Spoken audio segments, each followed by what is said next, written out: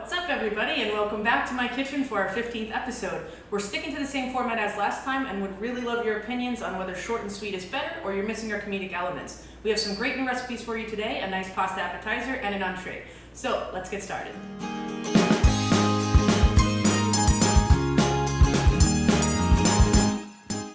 So what we have for you today is, to start, a Radicchio Cashew Pesto Bucatini with sugar snap peas and homegrown scallion garnish. And for our entree, a beautiful marinated strip loin steak with apple glazed caramelized pearl onions and balsamic creminis. I specifically made these recipes super simple and easy to do at home, and I know you're gonna love them. So let's begin by putting some water on the stove. So bucatini derives from the word buca, meaning whole. It closely resembles the thick hollow spaghetti that's very popular in Rome. For our prep, we're just gonna core out about one small head of radicchio and cut it into pieces that are adequate size for your blender.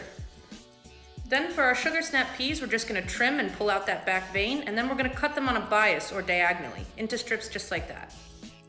Then we can collect our cashews and parm in the measurements listed below, and last but not least, prep out our garnished scallion. Of course, I have my taste testers patiently waiting as always. Now we can drop in our pasta and get our oil and radicchio ready to blend. You're definitely gonna wanna blend this first so you have room for other ingredients. The radicchio will oxidize fast and it'll look pretty dark, but don't worry, this lightens with our nuts and parm. We can then go ahead and add in our cashews and our cheese, a little bit of salt, some chili flake, and blend that right on up. Make sure to keep stirring the pasta so it cooks evenly, and when it's ready to strain, don't forget to keep some of that salted water. You're gonna add it in here with the pesto in a hot pan. Then once that's evenly mixed together and warmed up, we can add in the pasta and begin to toss. We can throw in those sugar snap peas at the end along with a bit of finishing parm, and we're ready to plate. You don't want to overcook those peas too much. We want to preserve their crunch and that sweetness to counteract the bitterness of the radicchio. They complement each other perfectly. Top it with our garnished scallion and we're ready to go. So now we're going to get started on our entree steak. It's better to marinate this overnight, but in this case we're going to do it in real time. Let's begin with our prep. Preheat your oven to 400 degrees, and we're going to be using our blender for this marinade as well. So cut about 1 large scallion, 3 cloves of garlic, and a handful of Italian parsley into adequate sized pieces. Don't forget to use the stems for this. They're going to add some great flavor. Add the measurements listed below of sugar, salt, and olive oil, and we're ready to blend. The sugar will add a level of caramelization to your steak you don't want to miss out on, so feel free to add more to your taste. We have this incredible strip loin from a gourmet company called D'Artagnan. I cannot recommend them highly enough. We're gonna leave the link down below if you want to order. Once our steak has begun marinating, we can begin prepping out our pearl onions. All we're doing is gently trimming and peeling, and then taking our 3 cloves of garlic, we can slice in horizontally first and then vertically, and chopping it into our medium mince.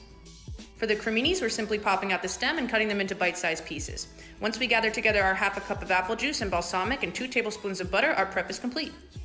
We're going to begin reducing our balsamic, which I do pre-warn you will give off quite an acidic smell, so if you have a ventilation system, now's the time to use it. Then we can start caramelizing our onions with our butter and a pinch of salt.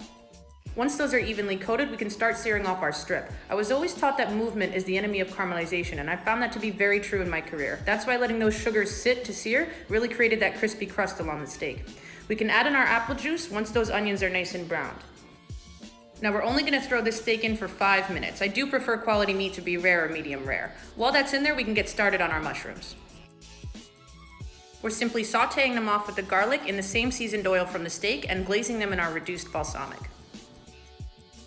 We're ready to start plating our steak, adding our apple caramelized pearls and gaining some height with our balsamic creminis. Just for a nice splash of color and heat to the plate, we're going to sprinkle a little smoked paprika, and we are all set to enjoy.